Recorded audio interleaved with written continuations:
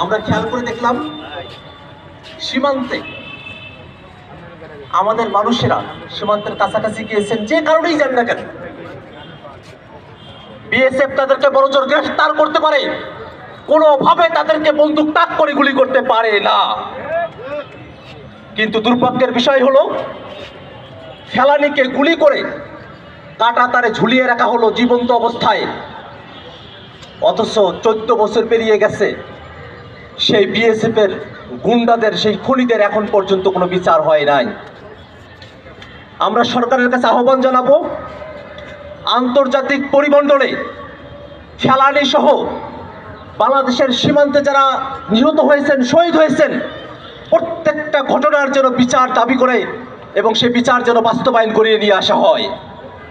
আমরা একই সাথে বাংলাদেশের জনগণ খুব স্পষ্ট করে বলি, বাংলাদেশের উপরে ভারতের যে আধিপত্যবাদ, বাংলাদেশের নদীগুলোতে ন্যায্য পানির হিস্সা না দেওয়া, সীমান্তে আমাদের ভাইদেরকে গুলি করে হত্যা করা, বাংলাদেশের রাজনীতি, বাংলাদেশের সার্বভৌমত্ব, বাংলাদেশের পররাষ্ট্রনীতিতে যে অযাচিত হস্তক্ষেপ, এই সকল কিছুর বিরুদ্ধে বাংলাদেশের মানুষ জুলাই আগস্টের অভ্যুত্থানে খুব জোরে অন্তরের অন্তঃস্থল থেকে যে স্লোগান উঠেছিল, দিল্লি না ঢাকা, ঢাকা ঢাকা, এই স্লোগানের মধ্য দিয়ে বাংলাদেশে ভারতীয় আধিপত্যবাদের কবর রচনা হয়ে গেছে।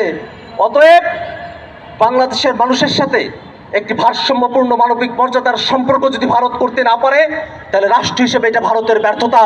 এবং আমরা আশা করব ভারত রাষ্ট্রযন্ত্র ওই আওয়ামী দোসরদের সাথে তাদের যে সম্পর্ক, খুনি হাসিনাকে আশ্রয় দেবার যে সম্পর্ক, সেই সম্পর্ক থেকে তারা বেরিয়ে আসবে এবং বাংলাদেশের মানুষের পক্ষে তারা তাদের অবস্থান ব্যক্ত করবে। আমরা আমাদের সীমান্তে ন্যায্যতার ভিত্তিতে আমাদের প্রতিবেশীদের সাথে সম্পর্ক তৈরি করতে চাই। কোনোভাবেই কোনো নতজানু নীতির ভিতর দিয়ে বাংলাদেশের পররাষ্ট্রনীতি পরিচালিত হবে সামনের বাংলাদেশের কোনো মানুষ আর এই দৃশ্য দেখতে প্রস্তুত নয়।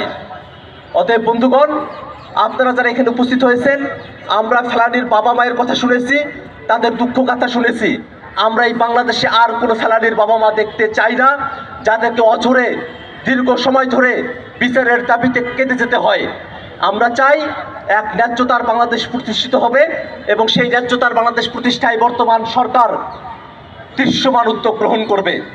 এই বক্তব্য রেখে আমি আবার সংক্ষিপ্ত কথা এখানেই শেষ করছি। ধন্যবাদ সকলকে। আসসালামু আলাইকুম।